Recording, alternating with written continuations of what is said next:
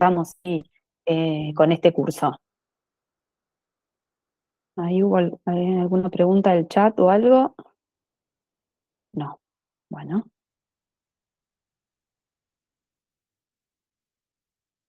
Bueno, yo el chat no lo veo, así que cualquier cosa o me interrumpen o la dejamos así para el final de la charla.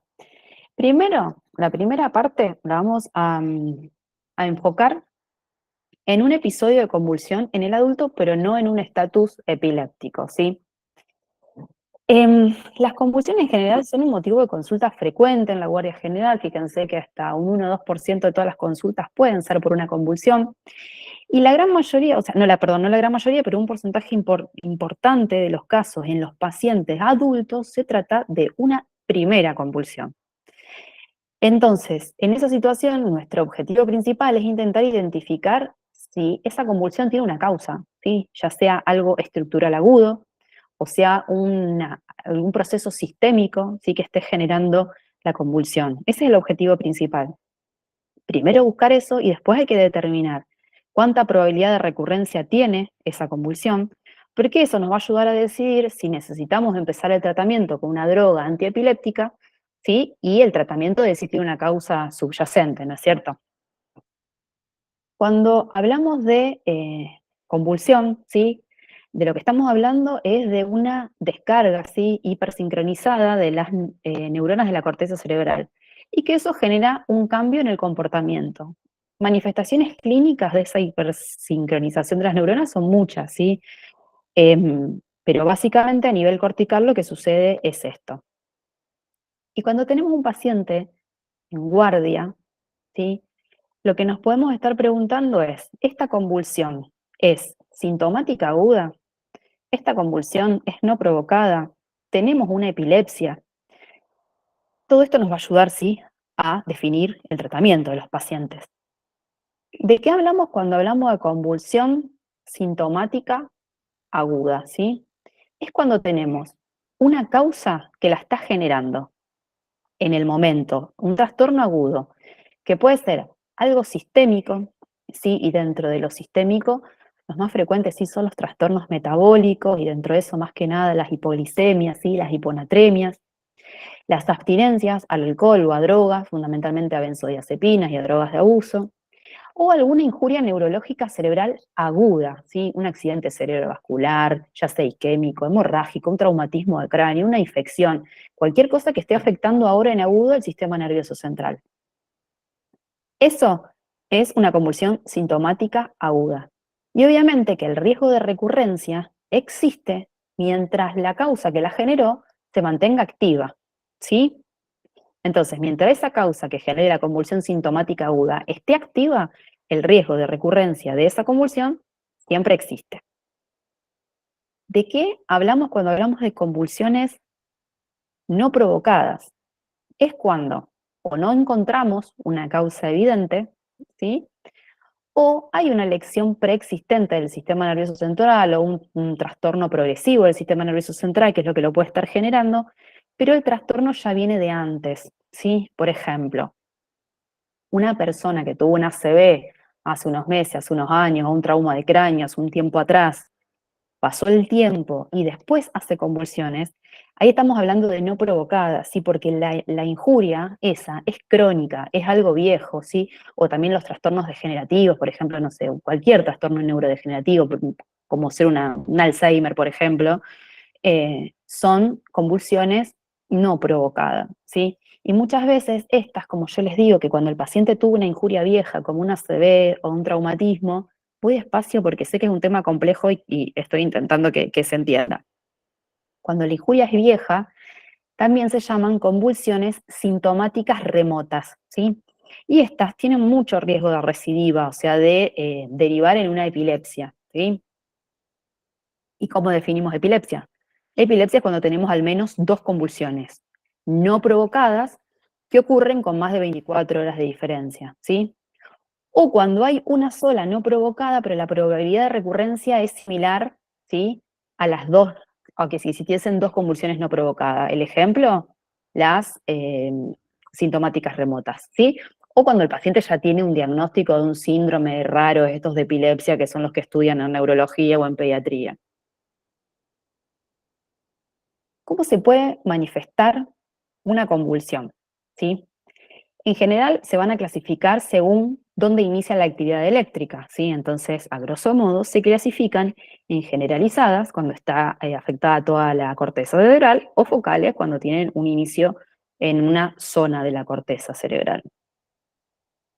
Las focales, a su vez, se clasifican en sin alteración de la conciencia, que son las que antes se llamaban parciales simples, o con alteración de la conciencia, que son las parciales complejas, ¿sí? En las parciales simples los síntomas van a depender más que nada de en qué zona de la corteza, ¿sí?, se origina la convulsión. Entonces, por ejemplo, si se origina en la corteza occipital, donde está el centro de la visión, por ejemplo, luces intermitentes puede ser una manifestación de convulsiones focales, ¿sí? O si se localizan en la corteza motora, esta es la que da clásicamente, no sé si escucharon nombrar alguna vez, lo que se llama marcha jacksoniana, ¿sí? Que es como cuando se va propagando, ¿sí? De la cara al brazo, del brazo a la pierna y siempre de un mismo lado del cuerpo. Si afecta la corteza parietal, ¿sí? Lo que va a generar es alguna distorsión de la percepción espacial, y si afecta al lóbulo frontal dominante, puede generar alguna dificultad repentina, ¿sí? En el habla, sí, en el habla. Muchas veces algunos pacientes tienen algún síntoma puntual al inicio de la convulsión, que es lo que se llama aura. Y las que cursan con alteraciones de la conciencia o parciales complejas, clásicamente son pacientes que en general están despiertos, pero no están en contacto sí con el entorno. Entonces muchas veces están inmóviles, como con la mirada al vacío, ¿sí? Pueden tener automatismos, ¿sí? Eso generar muecas faciales, masticar, pueden ponerse agresivos, y son en general convulsiones que no duran más de 3 minutos, ¿sí? Que en general tienen una fase inicial de conciencia preservada, pero que después entran en una fase posictal, que la fase posictal sí puede durar de minutos a horas. Y las más conocidas por nosotros y las que más vamos a ver son las convulsiones generalizadas, y dentro de las generalizadas, que se pueden dividir con síntomas motores o no motores, las más comunes son las motoras, que se manifiestan como tónico-clónicas, ¿sí? Esa es la que más van a ver en una guardia, que en general empieza con una pérdida abrupta del conocimiento. A veces se asocia a un grito o un sonido como de asfixia, que creo que se llama, tenía un nombre propio, y creo que era el grito de Proust o algo así, no me acuerdo bien, que lo estudié en neurología. Después todos los músculos se ponen rígidos, sí, es la fase tónica. En esa fase el paciente muchas veces puede ponerse cianótico, que es lo que asusta muchas veces a los familiares o a los médicos también que lo están atendiendo. Y en general, después de un minuto, ya los músculos empiezan a contraerse, y eso es la fase tónico-clónica, ¿sí? Esa es la fase donde también pueden morderse la lengua y generarse lesiones. Y una vez que ceden los movimientos tónico-clónicos, empieza la fase posictal, ¿sí? Que en general el paciente al principio está dormido, pero empieza a despertarse gradualmente, muchas veces se despierta confuso o agitado, pero a medida que transcurren los minutos va mejorando. Si bien esta es la más frecuente, hay otras, como las crisis de ausencia, por ejemplo, en las no motoras, y después otras manifestaciones motoras como tónicas, mioclónicas, bueno, hay un montón. Pero bueno, la más común es la convulsión tónico-clónica. Bueno, acá les dejo este cuadrito, sí, que es más o menos lo que les describí recién, de cómo son las fases de la tónico-clónica. Fíjense que duran segundos, sí, poquitos minutos dura una convulsión. ¿Y en qué causas pensamos cuando tenemos convulsiones? Como les dije al principio, las convulsiones sintomáticas agudas tienen una causa, que puede ser estructural aguda, básicamente cualquier injuria aguda del sistema nervioso central. ACV, isquémico, hemorrágico, hematoma subdural, hemorragia subaracnoidea, un TEC, una eclampsia, un absceso, una meningitis, encefalitis, cualquier cosa que esté dañando el cerebro en forma aguda puede generar una convulsión sintomática aguda. Y después todos los trastornos sistémicos. Dentro de esos, que hay que pensar: trastornos metabólicos como la hipoglicemia, la hiponatremia, la hipocalcemia, la hipomagnesemia, la uremia, sí, que en general se manifiestan más bien con convulsiones mioclónicas. Y pensar en los abusos de sustancias o en la abstinencia de sustancias, ¿sí? Y dentro de eso, alcohol y benzodiazepina, ¿sí? Como abstinencia son bastante frecuentes, y la intoxicación por drogas, ¿sí? Ya sea cocaína, anfetaminas u otra sustancia ilícita. A diferencia de la población pediátrica y de los adultos jóvenes, en general los adultos mayores que tienen una primer convulsión tienen muchas más posibilidades de que se identifique una causa estructural, ¿sí? En una neuroimagen.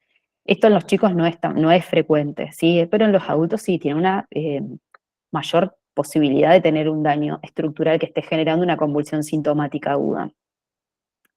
Y las epilepsias, los síndromes de epilepsia, también son más frecuentes que se originen, ¿sí? En poblaciones pediátricas o de adultos jóvenes, en general con causas más bien genéticas, estructurales, metabólicas. Pero en el adulto también puede haber diagnóstico de epilepsia. Pero en general las causas más bien suelen ser de etiología vascular, degenerativa, neoplásica, ¿sí? Pero puede haber un porcentaje importante de los pacientes donde no se encuentra, ¿sí? Una causa clara del síndrome de epilepsia. ¿Qué diagnósticos diferenciales nos tenemos que plantear cuando vemos una convulsión? Uno que es muy frecuente que van a ver es la convulsión en realidad psicógena, el paciente que está fingiendo. Bastante frecuente de ver, pero con muchas diferencias, ¿sí? Con respecto a lo que es una convulsión verdadera. En general son pacientes que hay algo que gatilló la convulsión, siempre un evento, alguna discusión con un familiar o algún evento traumático, ¿sí?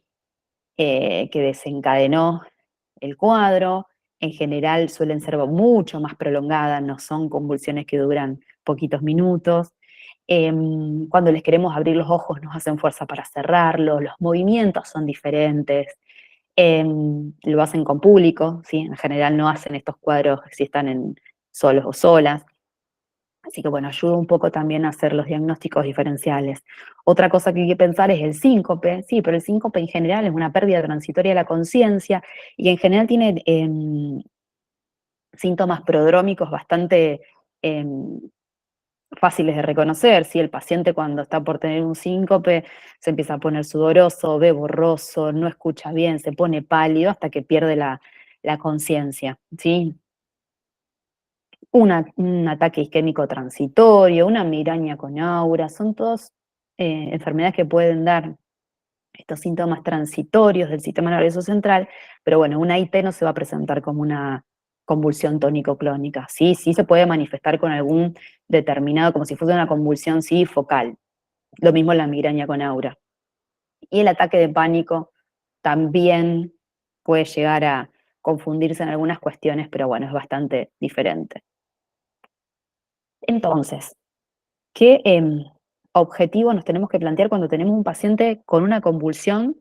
¿Sí? Primera convulsión, un paciente que no estaba medicado, que no se conocía con epilepsia.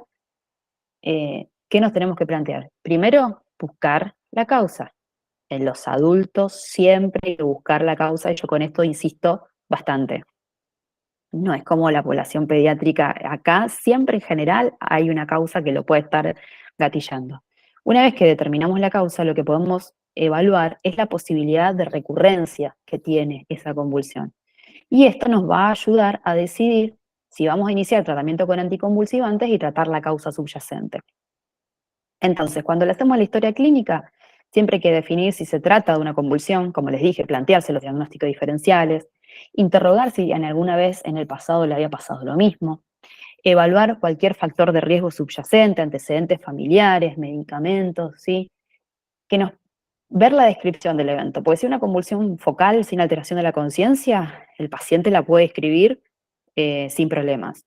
Convulsiones generalizadas, obviamente que no, y cuando hay alteraciones de la conciencia tampoco, pero bueno, se le puede interrogar a los testigos, por ejemplo, si está con algún familiar, un amigo o amiga, que nos cuente cómo fue, ¿sí? El episodio.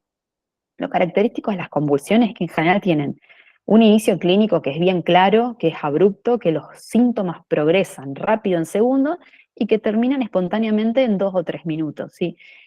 La convulsión no empieza de a poco, ¿sí? No cede de a poco, no dura mucho tiempo, excepto que sea un estatus, que es otra cuestión, ¿sí? Así que bueno, todo esto hay que interrogar cuando tenemos un paciente en la guardia que se presenta con una convulsión. Y después lo que hay que evaluar es el periodo posictal. Nosotros hablamos de posictal, que es el periodo que va desde que tuvo la convulsión hasta que recupera su estado basal previo, ¿sí? Todo ese periodo el paciente puede estar con tendencia al sueño, confuso, pero lo característico es que vaya mejorando. A veces en esta etapa posictal pueden hacer lo que se llama parálisis de TOT, ¿sí? Que son déficits neurológicos focales que se presentan en el periodo posictal, que pueden durar desde poquitos minutos hasta horas, va a depender de muchas cosas, ¿sí? Pero lo que hay que tener en cuenta es que este estado de somnolencia, de confusión, habitualmente no dura más de 10 o 20 minutos. Y si esto se prolonga en el tiempo, hay que tener cuidado. ¿Por qué? Porque pueden estar pasando dos cosas. O que le hicimos benzodiazepinas de más y el paciente sigue dormido quizá por la medicación. O puede pasar que si no recupera la conciencia, lo que esté haciendo es un estatus epiléptico no convulsivo. ¿Qué significa esto? Que tiene actividad eléctrica cerebral, o sea, a nivel de su corteza cerebral sigue teniendo convulsiones, pero no se manifiestan clínicamente con movimientos, ¿sí? Por eso se llama no convulsivo. Entonces, puede seguir teniendo convulsiones sin que esto se traduzca clínicamente. Son pacientes que tienen que pedirse un electroencefalograma en general de urgencia, ¿sí? Para evaluar este cuadro clínico. Otra cosa que tenemos que ver cuando tenemos un paciente con convulsiones es si existen factores desencadenantes. Algunos pacientes pueden identificar que se produjo con alguna emoción fuerte, ejercicio intenso, luces intermitentes, música muy alta. Sí pueden ser desencadenantes de una convulsión, o hay determinadas condiciones como la fiebre, la menstruación, la falta de sueño, el embarazo, el estrés, que pueden precipitar convulsiones, pero más que nada por disminuir el umbral convulsivo, más que por causar convulsiones per se, ¿sí? Pero bueno, a pesar de que están descritos, la mayoría no tiene todo esto. Interrogar sobre medicamentos y sobre drogas de abuso, ¿sí? En general los medicamentos es raro que den convulsiones, excepto que estén en dosis supraterapéutica o que estén combinados con algún fármaco que inhiba su metabolismo o que tengan falla hepática o renal, ¿sí? Y en general lo que dan son convulsiones tónico-clónicas generalizadas. Y después, como les dije antes, siempre interrogar alcohol, ¿sí? Y drogas de abuso. Esta es una lista que se las dejo para que vean la cantidad de fármacos que pueden dar, sí, convulsiones, fármacos antineoplásicos, antimicrobianos, estos sí son a tener en cuenta y más que nada en pacientes internados, sí, más que nada los betalactámicos y también las quinolonas, sí. Los betalactámicos como las penicilinas en realidad lo que hacen es antagonizar el receptor GABA, entonces por eso muchas veces dan convulsiones. Los hipoglicemiantes sí pueden causar hipoglicemia y esto llevará a convulsiones. Después hay otros fármacos como inmunosupresores, antipsicóticos, antidepresivos. Sí, esto ustedes ya no lo ven más porque ya no se usan, sí, la minofilina y la teofilina, las metilsantinas básicamente. Y después ver todas estas drogas también que pueden generar. Interrogar antecedentes personales, sí, más que nada buscando la causa, sí, de la convulsión. Ver si el paciente tiene alguna de todas esas enfermedades que puedan predisponer, ver los antecedentes familiares, ¿sí? Si hay antecedentes familiares de convulsiones, porque esto puede llegar a ser, por ejemplo, las crisis de ausencia y las convulsiones mioclónicas muchas veces pueden ser hereditarias. El examen físico en general no muestra nada particular en un paciente con convulsiones o con epilepsia, pero sí puede mostrar hallazgos que tengan que ver con la causa de la convulsión, como por ejemplo, si sospechamos que tiene una meningitis, nos podemos encontrar con rigidez de nuca, una hemorragia del sistema nervioso central o una ACV, encontrar alguna focalidad neurológica, buscar cualquier traumatismo que pueda haber sido la causa de la convulsión o la consecuencia, ¿sí? Porque el paciente muchas veces se cae, se golpea y genera algún tipo de traumatismo, buscar mordeduras en la lengua que puede tener, y muchas veces los pacientes tienen incontinencia de esfínteres cuando hacen la convulsión. Y entonces, ¿qué le vamos a pedir a un paciente en la guardia que tuvo una convulsión? Laboratorio, por todo lo que les dije, una rutina y aparte le vamos a pedir un ionograma con sodio, glucosa, calcio, magnesio, función renal, función hepática. Y en los análisis de orina podemos pedir exámenes toxicológicos, ¿sí? Que pesquisan varias drogas, ¿sí? Entonces, eso se puede pedir. En embarazadas pedir, sí, su beta, porque si la paciente está embarazada, obviamente que nos va a condicionar la metodología diagnóstica y el tratamiento. Y hay otras cosas bastante inespecíficas que se pueden alterar con una convulsión y más que nada tónico-clónica, como por ejemplo que puede haber aumento de la CPK, sí, por la actividad muscular, puede haber aumento del cortisol, de los glóbulos blancos, del LDH, bueno, puede haber aumento de varias cosas, pero que en general son inespecíficas y no son útiles para la evaluación diagnóstica. Pero más que nada, acá lo que tienen que pedir es laboratorio metabólico y tóxicos. Un electrocardiograma le tienen que hacer siempre a los pacientes que se presentan con una pérdida de conciencia, porque a veces lo que pueden haber hecho es un síncope cardiogénico y como eso le generó hipoxia, eso se manifiesta clínicamente como una convulsión. Entonces en el electro van a buscar cosas que les sugieran que puede haber sido una cuestión arritmia, QT largo, una isquemia, ¿sí? Que puedan hacerlo sospechar que fue un síncope cardiogénico. Y otros estudios también que nos vamos a plantear es el electroencefalograma, que obviamente hay que hacerlo siempre, el tema es cuándo, pero hay que hacerlo siempre, las neuroimágenes y la punción lumbar. En general, si el electroencefalograma interictal es anormal, obviamente nos va a ayudar a respaldar el diagnóstico de epilepsia, ¿sí? Em, Hay muchas cosas que se pueden ver, pero bueno, en general los que hacen electroencefalograma lo informan como muchas veces patente epileptógena focal, ¿sí? Que es lo que generó la descarga y lo que terminó generando una convulsión. El electroencefalograma urgente solo se pide si se sospecha un estatus epiléptico no convulsivo, así como les comenté hace un rato. Muchas veces hay pacientes que recuperan su basal rápido, no le encontramos ningún tipo de causa, están perfectamente bien. Van a leer que el electroencefalograma se puede diferir al alta. Yo no soy muy partícipe de esto personalmente, prefiero que se evalúe bien antes de irse. Y también tener en cuenta que un electroencefalograma que da normal tampoco descarta la epilepsia, ¿sí? Y que muchas anomalías que se presentan también pueden ser inespecíficas. Y las neuroimágenes, como les dije recién, se piden en todos los pacientes adultos que tienen una primera convulsión.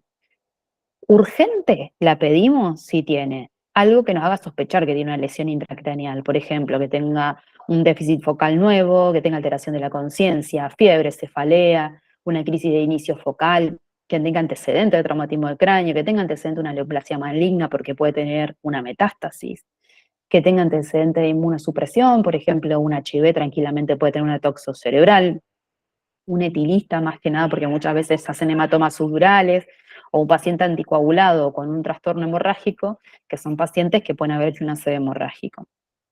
En todos estos casos se pide la guardia de urgencia y lo que se pide es un ataque de cráneo sin contraste.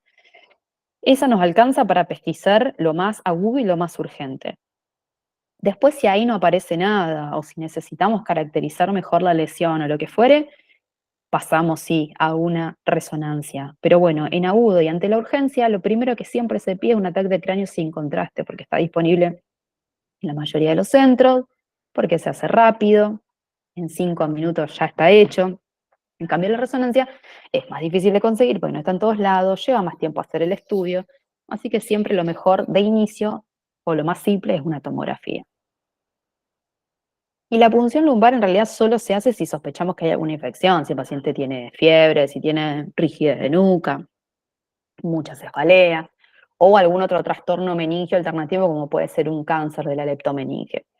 Tengan en cuenta que cuando hay una convulsión puede haber una pelocitosis leve del líquido cefalorraquídeo, que en general es transitoria y es muy leve, ¿sí? No son 1000 elementos, son poquitos, 10, 20, 30, sí, pero no mucho más que eso.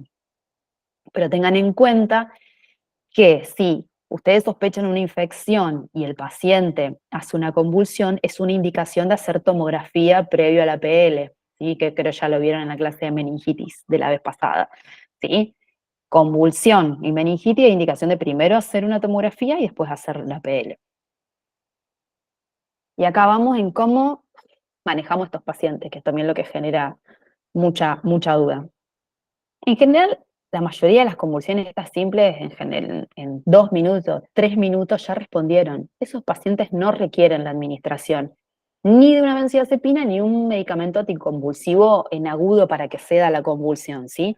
Pero siempre tener en cuenta que como puede persistir en el tiempo o puede recurrir, estaría bueno que tengan puesto una vía venosa para administrar medicación si lo requiriese. En general, los pacientes con convulsiones sintomáticas agudas, lo que hay que hacer es tratar lo que lo está causando, ¿sí? Hay que poner todo nuestro esfuerzo en tratar la alteración metabólica, infecciosa o lo que fuere que la está generando. Pero las convulsiones que duran más de 5 minutos, ¿sí? Ya se definen como estatus epiléptico, que ahora lo vamos a hablar en una segunda parte de la charla, ¿sí? La convulsión que dura poquito tiempo, ni siquiera hay que hacer benzodiazepina, ¿sí? Recuperan solos. Entonces la pregunta es, ¿cuándo iniciamos la terapia con medicamentos anticonvulsivos? Cuando hablamos de anticonvulsivos hablamos de fenitoína, levetiracetam, fenobarbital, ácido valproico, sí, esas drogas, no las benzodiazepinas. La decisión de iniciar o no inmediatamente después de una primera convulsión depende de un montón de cosas. Por un lado, incluida la causa de la convulsión, la estabilidad clínica del paciente y el riesgo de recurrencia, ¿sí? Entonces acá le traje dos algoritmos donde el primero es el manejo, ¿sí?, de una primera convulsión aguda sintomática. Aguda sintomática, recuerden que eran los que tienen algo, una causa ya sea del sistema nervioso central o sistémica que la está generando. Entonces, en esos pacientes nos tenemos que preguntar, ¿duró más de 3 minutos? ¿Fueron 2 o más? ¿La causa, lo que la generó, está activa? ¿Sí? ¿O el paciente está crítico? ¿Fue por un traumatismo de cráneo? ¿Fue por un ACV isquémico o hemorrágico? Si no fue nada de esto, nada, no cumple ninguno de estos criterios, podemos no iniciar fármacos antiepilépticos. Un ejemplo claro de esto muchas veces son las causas reversibles y que duran poco tiempo, por ejemplo, las hipoglicemias, ¿sí? Polisemia uno la trata enseguida, entonces tiene poco riesgo de recidiva, en general son convulsiones cortitas, la tratamos rápido, no es necesario. Pero si el paciente tiene alguno de todas estas cuestiones, hay que empezar, ¿sí? Con drogas antiepilépticas. ¿Cuánto tiempo? Mientras lo que lo causó, ¿sí?, esté activo y el paciente esté inestable. Mientras eso suceda, van a estar con medicamentos. Después que nos podemos plantear, la causa de la convulsión está provocada. ¿Fue reversible? Ejemplos de causas reversibles, ¿sí? Alteraciones metabólicas, abstinencia de alcohol o drogas, intoxicaciones, ¿sí? Sí, fue una causa reversible. En general, una vez que se trató la causa de base, se pueden suspender, ¿sí?, las drogas antiepilépticas, ¿sí? Si no fue reversible y el paciente tiene una injuria aguda del sistema nervioso central, en general la suspensión va a depender de un montón de cosas, debe individualizarse y no la van a decidir usted en una guardia. Eso lo decidirá el intensivista, el neurólogo o el clínico que está viendo al paciente, pero no es algo que vayan a manejar en una guardia. ¿Sí? Entonces tengan en cuenta que en general en estos pacientes tienen que enfocarse en tratar la causa que está generando la convulsión, preguntarse todas estas cosas que frecuentemente alguna de estas lo tienen, y ahí hay que empezar fármacos antiepilépticos. Si no las tiene, no es necesario. ¿Sí? Ustedes más o menos quedarían en esta parte del algoritmo en una guardia externa. ¿Qué pasa si la primera convulsión no fue provocada? ¿Sí? No encontramos una causa evidente en el adulto. ¿Qué nos tenemos que preguntar? ¿Sí? Si el paciente tiene alguno de estos factores de riesgo de recurrencia. ¿Cuáles son los factores de riesgo de recurrencia en una no provocada? ¿Sí? Que el electroencefalograma intercrisis sea anormal, que sea una remota sintomática, algún hallazgo neurológico al examen físico que sea anormal, por ejemplo, un déficit intelectual, un hallazgo neurológico focal, que la primera convulsión haya ocurrido durante el sueño, ¿sí? Y que estemos sospechando un síndrome de epilepsia. Si hay alguno de estos factores de riesgo, el paciente se trata.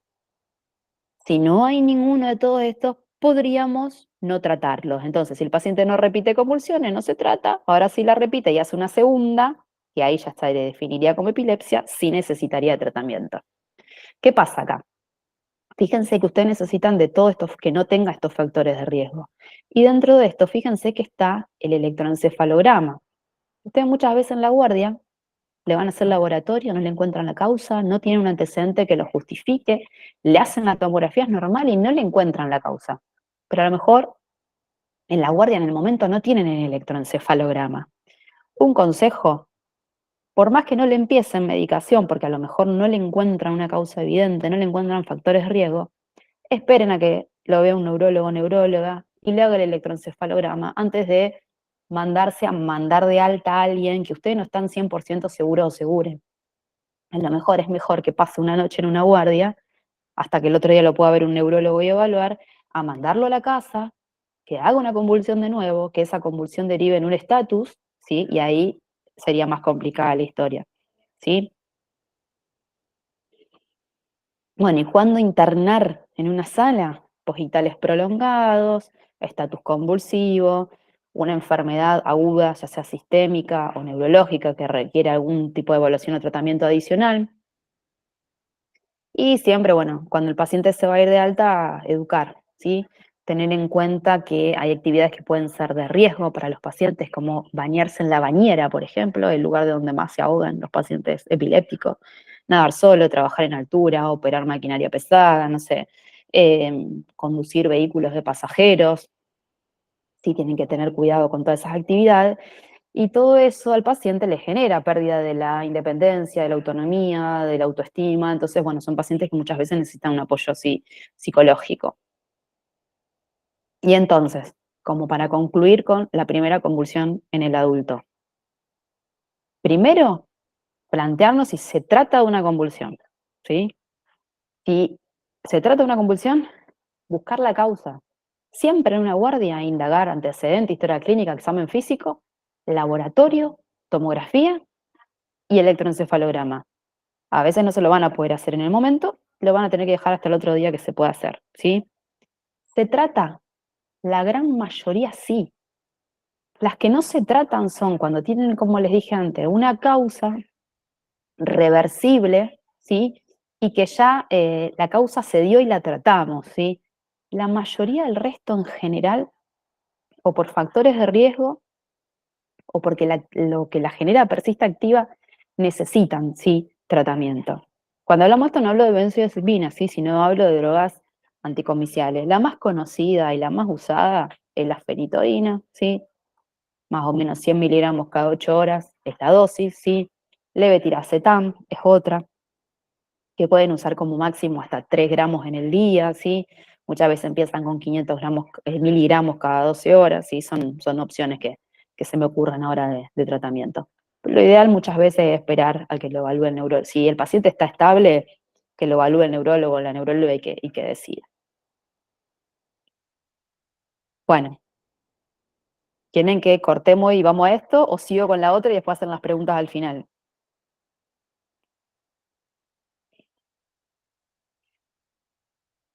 ¿O están todos muteados? Y hagamos las preguntas al final, ¿le parece, Doc? Bueno, listo, hacemos al final. Bueno, entonces ahora vamos a la segunda parte, porque esto les puede pasar estando en una guardia también, o puede ser una primer convulsión. Después les va a pasar que van a venir pacientes que son epilépticos, que toman medicación de toda la vida y hacen convulsiones. Eso muchas veces en general suelen ser por abandono del tratamiento, uno le reinstaura, le ajusta la dosis y es suficiente. Pero bueno, más que nada lo que generan dudas son estos pacientes. Y ahora vamos a ver estatus epiléptico, ¿sí? Que es una emergencia médica, emergencia, que es frecuente y que requiere que ustedes lo evalúen rápido y arranquen rápido el tratamiento. Cuando yo estudiaba, cuando era así como ustedes joven, el estado epiléptico se definía como el que duraba el ataque, que duraba más de 30 minutos, o una serie de ataques repetidos, entre los cuales no se recuperaba la conciencia, de una duración de 30 minutos. Si tenemos en cuenta que esto es una emergencia médica, obviamente que esta definición es totalmente obsoleta, ¿no? Entonces, en el 2015, una organización, una sociedad que se llama Liga de Lucha contra la Epilepsia, que parece más un nombre de Marvel o de DC Comics más que de una sociedad científica, pero se llama así, Liga de Lucha contra la Epilepsia, lo definió de otra manera, ¿sí? Al estatus epiléptico. Entonces, lo que plantean esta liga, es en dos tiempos, ¿sí? Un tiempo número uno, donde el estatus epiléptico ya debe empezar tratamiento, que según cómo se manifieste clínicamente, pueden ser 5 minutos para el tónico clónico o para los focales con alteración de la conciencia 10 minutos, el de ausencia 10 a 15 minutos, pero como concepto, para ustedes que van a estar en una guardia, una convulsión que dura más de 5 minutos, ya tiene que recibir tratamiento, porque es un tiempo lo suficientemente prolongado para que, si no empezamos tratamiento, la convulsión tenga más riesgo todavía de no ceder y de seguir prolongándose en el tiempo y de evolucionar a un estatus refractario. Y define un tiempo número 2, que es el tiempo donde uno espera que la convulsión ya esté resuelta, porque si no resuelve en ese tiempo, es donde hay más riesgo de secuelas a largo plazo. Y ese tiempo está establecido en 30 minutos para la tónico-clónica o en más o menos 60 minutos para el resto. En teoría, o sea, en resumen, en 30, 60 minutos una convulsión tiene que estar resuelta, porque si no, cada vez hay más riesgo de refractariedad, ¿sí? Y de que aparezcan consecuencias. ¿Cómo definimos el estatus epiléptico? Antes definimos lo que eran convulsiones, ¿sí? El estatus son esas convulsiones que son lo suficientemente prolongadas como para amenazar los mecanismos compensatorios corporales que se requieren para mantener la homeostasis, ¿sí? Sistémica. Y básicamente se genera por un deterioro, ¿sí? De los mecanismos que deberían finalizar a la convulsión. Entonces, hay todo un exceso de lo que es la actividad excitatoria neuronal, que está mediada por más que nada el glutamato y los receptores AMPA y NMDA, con una disminución de lo que es la actividad inhibitoria GABA, ¿sí? Esto es un poco, que no me interesa que se lo sepan, pero la fisiopatogenia de cómo una convulsión, ¿sí? A medida que pasa el tiempo, genera cada vez más alteraciones que son las que van generando la refractariedad y las consecuencias y las secuelas, ¿sí? En los primeros milisegundos de la convulsión hay alteraciones de fosforilación de proteína, cierre y apertura de canales iónicos, liberación de neurotransmisores. A medida que pasa el tiempo ocurre esto que les explicaba, ¿sí? Un exceso de actividad excitatoria mediada por el glutamato con una disminución de la actividad inhibitoria GABA. Cuando transcurren horas, ¿sí? Ya empiezan a haber otros neurotransmisores que se expresan, como la sustancia P excitatoria, hay una disminución del neuropéptido I inhibitorio, y a medida que pasan los días, y aunque no crean, hay personas, esto tiene una definición también, que pueden estar convulsivando días, es que ya empiezan a aparecer sí, todas las alteraciones del ADN y el ARN, que son las que o van a determinar la muerte del paciente o las secuelas, ¿no? Después del ACV, el estatus epiléptico es la segunda emergencia neurológica, con una mortalidad que fíjense que es bastante alta. El estatus convulsivo, una mortalidad del 9 al 21%. El estatus epiléptico no convulsivo con una mortalidad bastante mayor, pero tiene más que nada esto que ver con el retraso en el diagnóstico, más que con el estatus per se. Y el estatus epiléptico refractario también con una mortalidad que es bastante alta. También la mortalidad depende de otros factores, si los pacientes más grandes, cuando hay alteración en la conciencia, las comorbilidades, la causa subyacente, cuánto duran las convulsiones, cómo fue el tratamiento. Todo eso influye en la mortalidad de los pacientes. ¿Qué pasa? ¿Por qué se generan complicaciones ¿sí? Con las convulsiones? Las convulsiones no solo alteran al sistema nervioso central, sino que a medida que persisten en el tiempo, generan toda una desregulación de lo que es la economía sistémica, porque a nivel cerebral pueden generar muchos daños, pero también esa actividad genera muchas alteraciones autonómicas, ¿sí? Muchas alteraciones metabólicas, pacientes se deshidratan, hacen acidosis láctica, hacen trastornos del medio interno, pueden hacer rhabdomiólisis con biobilirubinuro, insuficiencia renal, pueden broncoaspirarse y generar neumonías, pueden tener arritmia, inestabilidad hemodinámica, hipertensión, pueden generar un montón de alteraciones que también hacen al estatus convulsivo, al estatus epiléptico. Entonces las causas no voy a ahondar mucho porque ya las mencionamos antes, ¿sí? pero dentro de las causas agudas las más frecuentes son el ACV y las alteraciones metabólicas, pero las de mayor mortalidad son la hipoxia y la anoxia, ¿sí? La encefalopatía hipóxico-anóxica es la que tiene mayor mortalidad cuando se presenta con un estatus epiléptico. Esto en terapia intensiva lo vemos mucho, ¿sí? Son pacientes que han estado hemodinámicamente muy inestables o los posparo cardíacos, ¿sí? Posparo cardíacos se pueden presentar con encefalopatía hipóxico-anóxica y que cuando hacen un estatus epiléptico es de muy mal pronóstico, fíjense la mortalidad que tienen. Y dentro de las crónicas, ¿sí? Como les mencioné antes, las más frecuentes son las remotas sintomáticas y la baja concentración de drogas a nivel plasmático, de las drogas antiepilépticas. Si bien estas son las más frecuentes, la de mayor mortalidad, ¿sí? Son los tumores. ¿Cómo clasificamos al estatus epiléptico? A grosso modo, se definen en si tienen síntomas motores o no. Los motores podemos tener el estatus epiléptico convulsivo, sí, que es el más conocido, y después todas las otras alteraciones motoras que ya las mencionamos antes. Y dentro de los que no tienen síntomas motores prominentes, pueden presentarse como estatus epiléptico no convulsivo con coma o sin coma. Y sin coma, fíjense que la cantidad de manifestaciones clínicas que pueden tener, a veces hay que ser mandrake para darse cuenta que es un estado epiléptico no convulsivo. Se pueden dar como ausencias, como ausencias mioclónicas, pueden tener auras como autonómicas, sensitivas, visuales, olfatorias, gustatorias. Fíjense que la cantidad de síntomas neurológicos que podemos tener son un montón, por eso muchas veces es muy difícil de diagnosticar un estatus epiléptico no convulsivo. Hay un 8 o un 20% de los pacientes que ingresan en coma que no han tenido ninguna actividad eléctrica, ¿sí? Clínica, perdón, compatible con un estatus, y cuando uno le hace el electroencefalograma sí tiene actividad eléctrica. Fíjense que el porcentaje es alto, entonces en todo paciente que entra en coma a una guardia, que le hicimos laboratorio, tomografía, punción lumbar si lo amerita, etcétera, no le encontramos la causa, son pacientes que hay que hacerle un electroencefalograma buscando que no tenga actividad eléctrica sin expresión clínica. Y esto tiene, como les dije, importancia pronóstica y va a condicionar la intensidad del tratamiento, ¿no? Los estudios son los mismos que les mencioné antes, no voy a repetir. Laboratorio, neuroimágenes, electroencéfalos, son todos los mismos que les dije antes. Y vamos a hacer un pantallazo, sí, del tratamiento, más que nada el tratamiento que se hace en guardia, y después les voy a mencionar el tratamiento de terapia intensiva, pero bueno, no quiero que sean especialistas en tratar estatus epiléptico refractario, porque no es lo que les va a tocar, excepto que se dediquen a eso. Con respecto a esto, lo que sí les quiero aclarar es que de todo lo que les voy a decir, no hay mucha evidencia científica, ¿sí?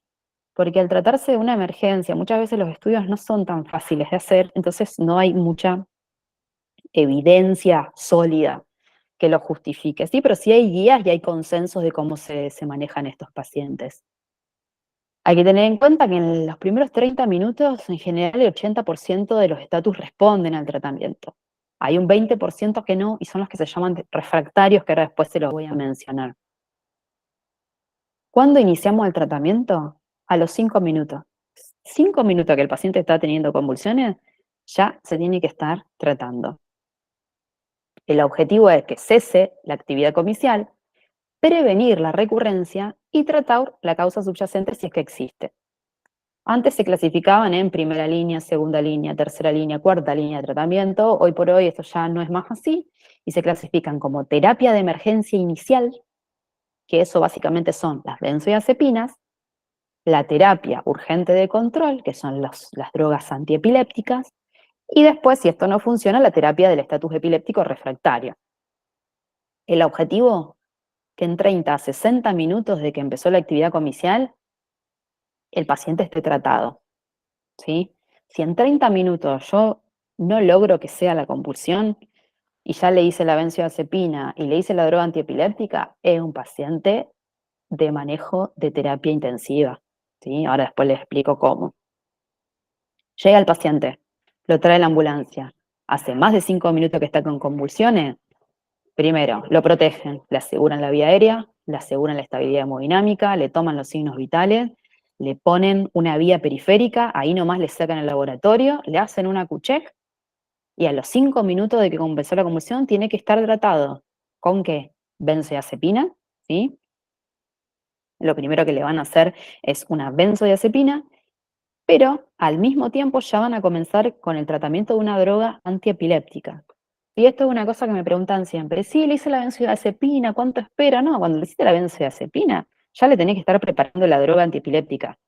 El estatus lleva los dos fármacos, independientemente de la causa, eso después se verá. Pero si hace más de 5 minutos que está con convulsiones, el paciente tiene que dejar de convulsivar. Para eso, mínimo una benzodiazepina y una droga antiepiléptica. La benzodiazepina más que nada para que ceda y el de anticonvulsivante para que cede y prevenir las recurrencias. Benzodiazepinas, ¿cuáles tenemos? Diazepam, lorazepam, midazolam. Estas son las dosis que no es mi intención que se las sepan así. Todo se resume a una ampolla. 10 miligramos de diazepam es una ampolla, 4 miligramos de lorazepam es una ampolla, y en general se pasan esas ampollas en 2 minutos más o menos, ¿sí? Se puede repetir, ¿sí? La dosis a los 5 minutos, ¿sí? Si le hicimos esto, le pusimos la droga antiepiléptica y sigue convulsivando, sí, a los 5 o 10 minutos se puede volver a repetir una benzodiazepina. El efecto adverso de las benzodiazepinas básicamente es la hipotensión y la depresión respiratoria, ¿sí? Y después la demora en recuperar el estado neurológico basal en el periodo posictal, como les mencioné antes. El midazolam lo pueden usar también. El midazolam tiene vida media muy corta y en realidad para lo único que está demostrado que sí se puede usar es en el prehospitalario. Ejemplo, están en una ambulancia, entonces le pueden poner la vía periférica, les puede pasar. Bueno, le pueden hacer midazolam intramuscular, ¿sí? Eso sí hay un estudio que lo avala, pero es solo para el prehospitalario en esta fase de tratamiento, ¿sí?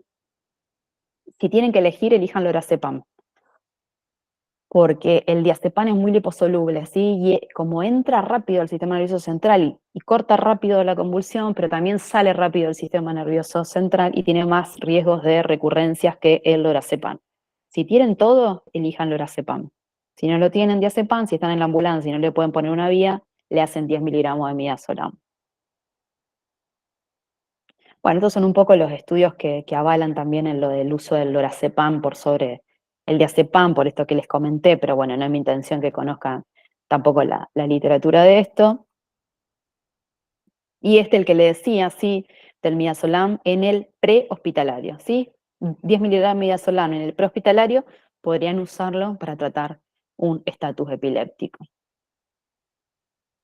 Les dije, benzodiazepina y le van preparando la droga antiepiléptica. ¿Cuál es? Fenitoína, la más conocida, la más usada, la más, o sea, que está en todos los lugares, fenitoína. Los yanquis, y en las guías yanquis van a leer fosfenitoína o fosfenitoína, que es lo que tienen ellos. Después también está el ácido valproico, el fenobarbital y el levetiracetam, ¿sí? Cualquiera de estos fármacos lo pueden usar como droga antiepiléptica.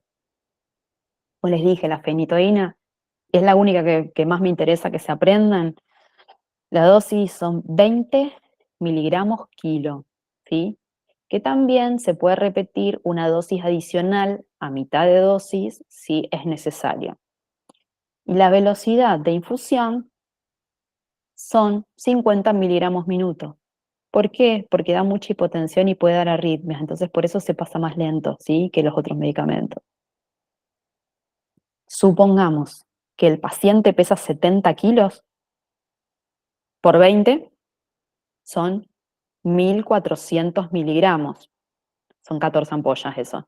Yo ya me lo sé de memoria porque lo hago siempre. Pero bueno, esos son 14 ampollas, 1400 miligramos. Si tienen que pasar 50 miligramos minuto, me da que esa dosis de 14 ampollas tiene que pasar en 28 minutos. Minuto más, minuto menos, tampoco hay que ser tan papistas, ¿no? Pero bueno, tengan en cuenta que hay que respetar una velocidad de infusión, más que nada por los efectos adversos que puede tener. El fenobarbital es otra que también pueden encontrar en los hospitales. La dosis es igual y la velocidad de infusión también es bastante igual, nada más que esta puede pasar al doble.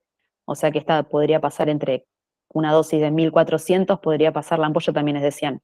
Entre 14 minutos y 28 minutos, estaríamos bien. También se puede repetir una segunda dosis y también hay más hipotensión y depresión respiratoria, pero más todavía que la fenitoína. Son barbitúricos, ¿sí? Los barbitúricos en general dan bastante depresión respiratoria e hipotensión. El valproato de sodio sí, no hay tanto en las guardias, se lo pongo para que lo sepan. La dosis es de 20 a 40 miligramos kilo y el principal riesgo del valproato de sodio es la hepatotoxicidad, así hay que tener cuidado con eso. El levetiracetam se empezó a poner de moda en los últimos años, ¿sí? La dosis es de 1 a 3 gramos endovenoso, con esta velocidad de infusión. Y es un fármaco bastante noble porque tiene pocas interacciones, en general no se metaboliza en forma hepática, tiene pocos efectos adversos y hay que tener un poco de cuidado cuando hay insuficiencia renal. Pero en el resto la verdad que es un fármaco bastante inocuo y bastante efectivo. Así que cada vez este se está usando más. Y la fosfenitoína, que como les dije, nosotros no tenemos, las tienen los yanquis, fíjense que la dosis es igual, la diferencia es la velocidad de infusión, que se puede pasar más rápido porque tiene menos riesgo de estos efectos adversos. Este es un estudio que es bastante reciente, ya lleva 5 años, pero uno de los últimos, donde dice que básicamente el levetiracetam, la fosfenitoína y el valproato, todos fueron similares en lo que es efectividad del tratamiento, ¿sí? Y efectos adversos. O sea que lo que tengan a mano pueden usar. En general se familiarizan siempre más fácil con la fenitoína, entonces bueno, yo con que se aprendan una, me doy por satisfecho. Y como les dije antes, habitualmente los pacientes en 10-20 minutos de que se dio el estatus, deben recuperar la conciencia. Si no lo hacen es o porque nos pasamos de benzodiazepina o porque se dio la actividad clínica pero no la eléctrica. Entonces son pacientes que hay que pedirles un electroencefalograma en general de urgencia. ¿Y qué puede pasar? Puede pasar que hicimos todo bien, pero hay un 20% de los pacientes donde el estatus epiléptico no responde y se hace refractario. ¿Qué significa que el estatus sea refractario? Que le pasó una benzodiazepina, le pasó una droga antiepiléptica y el paciente sigue con convulsiones. ¿Sí? Ya les dije que si había poca evidencia del estatus epiléptico en general, del refractario y menos de evidencia científica. Pero tengan la idea de que son pacientes que tienen que estar en una terapia intensiva con soporte ventilatorio y hemodinámico adecuado, porque los fármacos que se usan para tratar el estatus epiléptico, que son estos, midazolam, propofol y barbitúricos, nosotros tenemos tiopental, no tenemos pentobarbital, son todos fármacos que se pasan con un paciente intubado, ¿sí? Y si usamos estos fármacos, en general esto no hay en todos lados, pero si está disponible el electroencefalograma continuo, deberían tener un electroencefalograma continuo. En nuestra terapia, por ejemplo, no hay. Yo sé que hay en Santa Fe, en el Cuyen, lo tienen. Y además, no solo que existe el refractario, que es el que no responde, sino que también existe el superrefractario, que es cuando el paciente tiene convulsiones al menos 24 horas después de que iniciamos la anestesia, ¿sí? Y también existe el superrefractario prolongado, que es cuando persisten con convulsiones al menos 7 días o más. ¿Existe esto? Yo vi 2 pacientes, obviamente los 2 pacientes que vi se murieron, pero con estatus epiléptico superrefractario prolongado. Se puede ver. Y no, esto simplemente se los menciono para que sepas que existen, porque esto, bueno, se está describiendo en estos últimos años. Fíjense que este artículo es del 2018, donde habla del estatus refractario de reciente comienzo, que básicamente lo que engloba es un subgrupo de pacientes donde en la evaluación inicial, cuando le hicimos todos los estudios, sí no aparece ninguna causa, ni estructural, ni tóxica, ni metabólica, no tiene un trastorno previo que lo justifique. Entonces no tiene una causa evidente, pero en general estos pacientes en la mitad de los casos suelen aparecer causas más raras, ¿sí? Es donde son los que diagnosticamos encefalitis autoinmunes, paraneoplásicas, bueno, para que sepan que esas causas también existen, pero una parte de estos pacientes igualmente no llegamos a ningún tipo de diagnóstico, que bueno, con estos 2 pacientes que les digo no llegamos a ningún diagnóstico y son los que se llaman de etiología desconocida o criptogenéticos. Como les dije, estos son los fármacos. No se mareen con este cuadro, simplemente es mencionarles el midazolam, que es una benzodiazepina, el propofol, los barbitúricos, ¿sí? son todos fármacos que se pueden usar para tratar un estatus refractario. Para usar esto, el paciente tiene que estar intubado, ¿sí? Porque le dan depresión del estado de la conciencia. Son pacientes que tienen que estar intubados, monitorizados en una terapia intensiva. Y fíjense que los efectos adversos son bastante similares en todos, ¿sí? Hipotensión y depresión respiratoria lo dan la mayoría, pero más que nada el tiopental, ¿sí? Por eso si usamos tiopental hay que tener bastante cuidado, es algo como lo usamos muy poco el tiopental nosotros. Ya les digo, en estos dos pacientes creo que fueron en los últimos que los usamos, no usamos, deprime mucho el metabolismo cerebral el tiopental. Y esto es un cuadrito donde compara barbitúricos, midazolam y propofol, y fíjense que eh, el midazolam fue el que más porcentaje tuvo de control del estatus y el que menos efectos adversos tuvo. Así que entre midazolam y propofol son los primeros que vamos a intentar. Después, fíjense que hay una lista de cosas que se probaron, ketamina, corticoide, bueno, ketamina usamos también como intentar rescate en uno de los pacientes, esteroide, anestésicos inhalados, inmunomodulación, bueno, nada de todo esto que está acá demostró beneficio básicamente. Siempre tener en cuenta que las drogas antiepilépticas en un estatus refractario deben ser tituladas hasta que cede la actividad convulsiva. Para eso lo que tenemos que tener también es un electroencefalograma. Y se sugiere que haya un periodo de 24, 48 horas sin actividad eléctrica antes de empezar a suspender la infusión de estas drogas anestésicas, ¿sí? Y bueno, y para resumir un poquito, acá les hice la raya, ¿sí? De lo que es guardia, de lo que es terapia intensiva. En la guardia, primeros 5 minutos, las medidas generales que le mencioné, pensamos en el diagnóstico, etcétera, etcétera, le ponemos la guía, los signos vitales, lo estabilizamos, si no, entre los 5 y los 10 minutos ya tiene que estar pasando la benzodiazepina y la fenitoína, que es más que nada lo que van a usar ustedes en guardia. Si con esto el paciente no arranca, se intuba, se seda y va a terapia intensiva, con todas estas opciones de tratamiento que las vamos a manejar nosotros. En una guardia no tienen por qué hacer esto, ¿sí? Pero bueno, básicamente quiero que se lleven eso. 5 minutos de convulsiones, benzodiazepina, fenitoína. La pasamos, no revirtió, se intuba y va a una terapia intensiva. Bueno, espero que haya sido lo más concreto posible porque la verdad es que es un tema que es bastante complejo y a veces bastante complejo de entender, donde siempre aparecen un montonazo de dudas.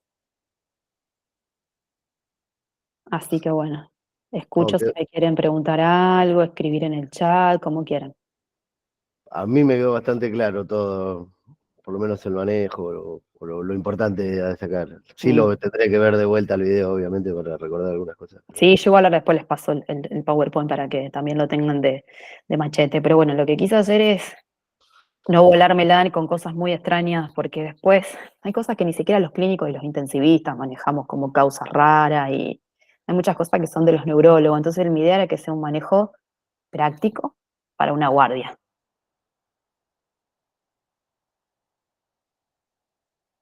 ¿Alguien quiere hacer alguna pregunta de algo?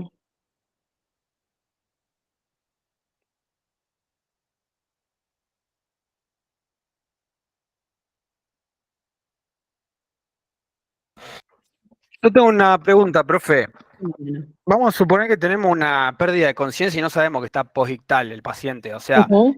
dentro del examen físico, ¿va a tener algún tipo de respuesta al dolor, alguna respuesta motora? ¿Lo tenemos que repetir después de un tiempo? Mira, lo que yo te decía, vos tenés una alteración de la conciencia, porque lo que vos me decís, una alteración del estado de la conciencia y no sabés si está en posictal. Esa es la pregunta, ¿cómo Claro, lo sí, evaluás? sí, Tenés claro, que evaluar una alteración del estado de la conciencia. Las alteraciones del estado de la conciencia pueden ser globales, que es el coma, ¿sí? O parciales, que son cualquiera de las otras alteraciones del estado de la conciencia, ¿sí? Estupor, delirio, obnubilación. Creo que vos me estabas hablando de alguien que está prácticamente en coma o estuporoso, claro, por lo que entiendo en tu pregunta. Lo tenés que sí, sí, evaluar como un deterioro del estado de la conciencia. Si claro. vos no sabés qué tiene, laboratorio, tomografía, PL, si te parece, y si en todo eso no encontrás una causa, le tenés que hacer un electroencefalograma y ya ir ahondando más El postictal habitualmente lo que hace, Mariano, es como yo te decía, cede la convulsión, el paciente al principio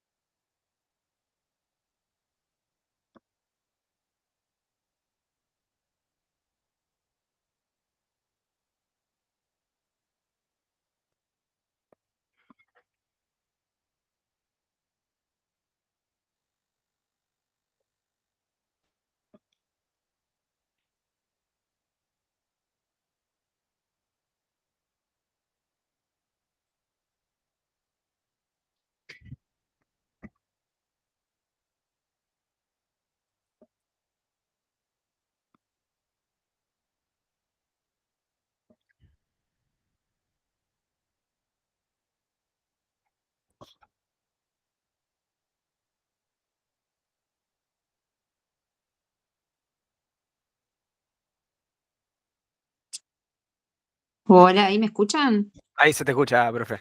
Pensé que se me Sí, había no. cortado a mí. No, a mí se me cortó, perdón, se me cortó internet acá en el hospital y ahora me conecté con el teléfono con mis datos.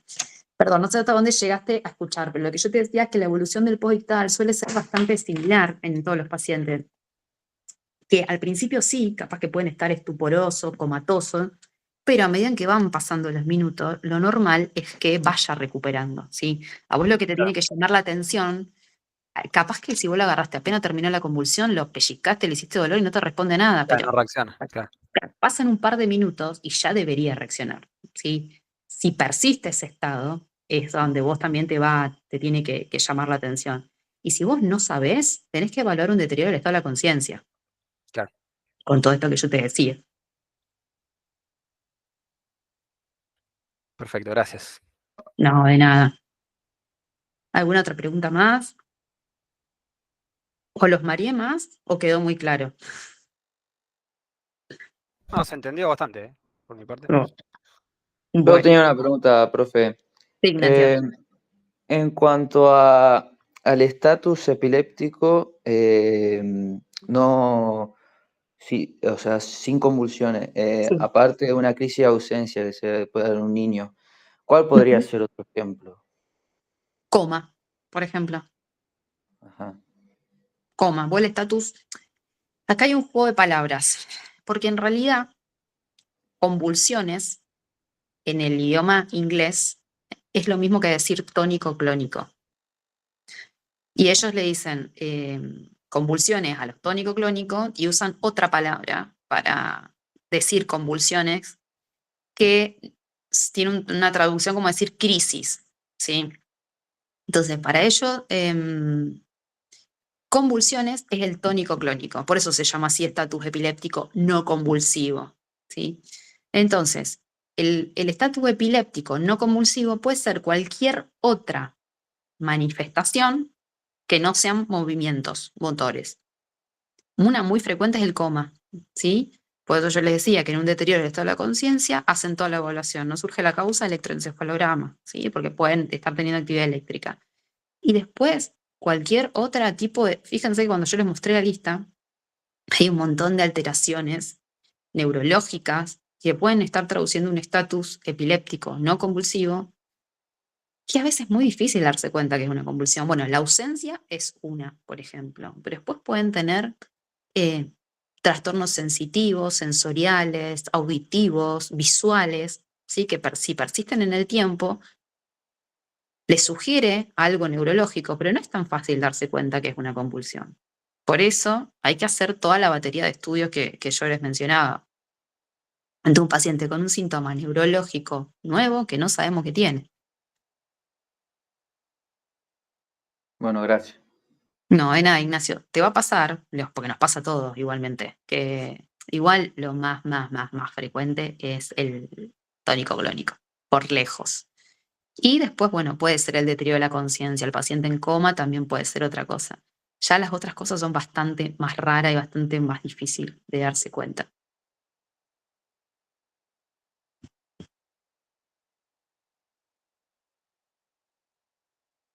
Bueno, ¿alguna otra duda más?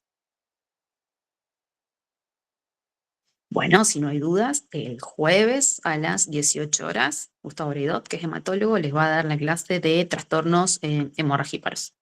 Así que yo ahora después les paso los power de las clases de hoy y el jueves que viene nos vemos con Gustavo. Así que bueno, saludos a todos y a todas. Gracias, profe. Muchas gracias, profe. Hasta luego. Perfecto. Dale, gracias, adiós. Gracias.